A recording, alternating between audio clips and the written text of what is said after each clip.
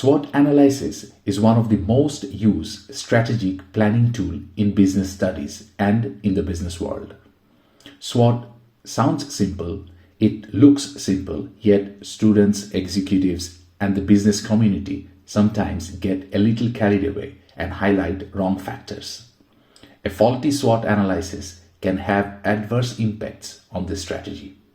On the other hand, a constructive and precise SWOT analysis can be the foundation of preparing an effective strategy.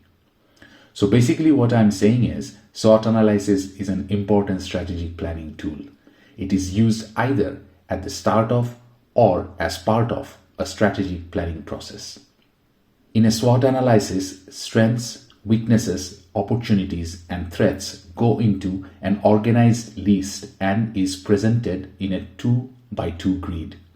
First thing first, strengths and weaknesses are internal factors of the organization, meaning these are factors where the organization has some kind of control over and can change if it wants to. Opportunities and threats are external factors, meaning the organization has no direct control over and cannot change it. Students, executives, and business community sometimes make the mistakes of mixing up the internal factors and external factors by listing common strengths and weaknesses that are applicable for all organizations, by making lists too long, and by being unrealistic. Let's dive into the 2x2 grid of SWOT. Strengths are the factors that the organization does particularly well, or in a way that differentiates the organization from its competitors. For example, if an airline has a loyal customer base, if it has a reputation of being punctual, if its check-in process is short and easy, then these are the airline's strengths. In another example, if a retail shop has a good network all over the country, if it has a better customer service than its competitors, if it has a quicker home delivery service compared to competitors, then these are its strengths. In another example, if a car manufacturing company has a good reputation of manufacturing safe and secure cars, or it has a loyal customer base who buys the brand no matter what, then these are its strengths. For an organization like Spotify and Airbnb, having trademarks, patents, and copyrights can be strengths. Weaknesses are the factors that give an organization relative disadvantage compared to its competitors. To put it another way, areas where the organization is not good at and needs to improve are its weaknesses. For example, if an organization has a little market presence, if its presence in social media is poor, if its distribution network is not large enough, if it has a bad reputation, then these are its weaknesses. Opportunities are openings or chances that the organization can take advantage of. Opportunities arise from situations outside the organization and require an eye to what is happening and what might happen in the future. Being able to spot opportunities can make a huge difference to the organization's ability to compete and take a lead in the market.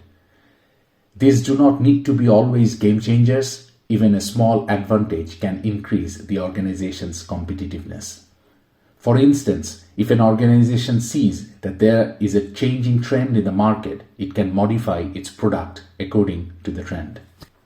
Threats include factors that can negatively affect an organization from outside, such as a sharp shift in market trend or shortage of raw materials. For an organization, it is very important to anticipate threats and to take action against those before becoming a victim of it. Consider, for example, if an organization anticipates that there will be a shortage of raw materials from its existing suppliers after 8 months, the organization can start looking for other suppliers.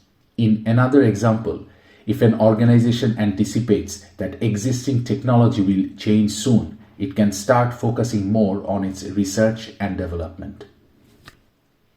Here are some tips on preparing a good SWOT analysis. Research well. Gather as much information about the organization and its competitors as possible. Think about the context. Strengths, weaknesses, opportunities, and threats of an organization depends on context. Think of factors that are applicable to the organization you are preparing the SWOT analysis for, but not for all other organizations operating in the same industry. Conduct brainstorming sessions if you are working in a group. An old African saying goes like this: 2 heads are better than 1, and 3 heads are better than 2. And the last point I have is, keep it short. Do not get carried away. I gave this video the title 202 because I included few points which are usually not mentioned in classroom lectures on SWOT analysis. Here is another unusual mention.